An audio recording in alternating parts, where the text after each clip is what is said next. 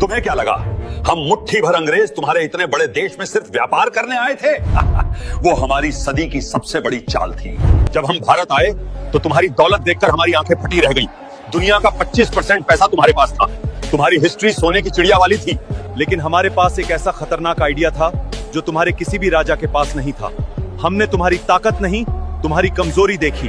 हमने देखा कि तुम लोग आपस में ही लड़ने के लिए तैयार बैठे हो। तुम्हारी यही फूट हमारी सबसे बड़ी मिस्ट्री को सुलझाने वाली चाबी बन गई है। हमने तुम्हारे लाखों सैनिकों को कैसे अपना गुलाम बनाया, इसका खौफनाक राज पार्ट 2 में है। अगर हिम्मत है तो देखना। तुम्हारे राजाओं के पास लाखों की फौज थी, फिर भी कुछ हजार अंग्रेजों ने तुम पर राज कैसे किया? सिर्फ एक शब्द, गद्दारी।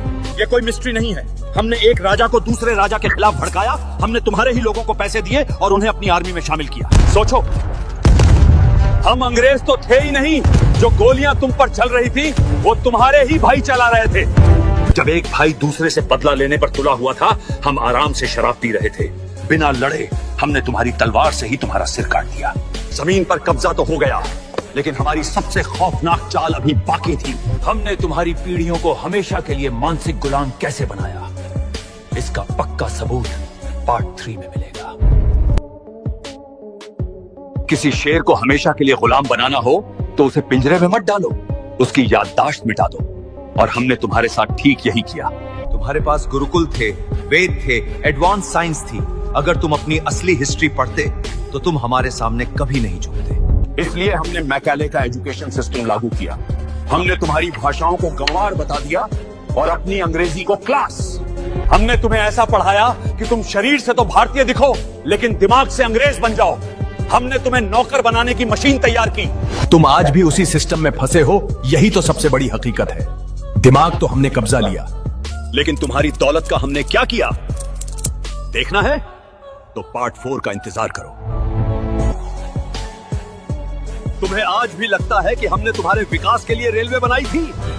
हंसते हुए, ये तुम्हारी हिस्ट्री की सबसे बड़ी बेवकूफी है। हमने ट्रेन तुम्हारे फायदे के लिए नहीं, बल्कि तुम्हारे जंगलों, खदानों और गांवों का सारा कच्चा माल बंदरगाहों तक तेजी से पहुंचाने के लिए बनाई थी। हमने तुम्हारे कपड़ा बनाने वालों के अंगूठे काट दिए ताकि तुम हमारे इंग्लैंड में बने कपड़े खरीदो। हमने 200 सालों में तुम्हारे देश से $45 ट्रिलियन लूट लिए। आज जो लंदन की चमक दमक देखते हो ना, वो तुम्हारी ही लूटी हुई दौलत का सबूत है। हमने तुम्हें पूरी तरह चूस लिया।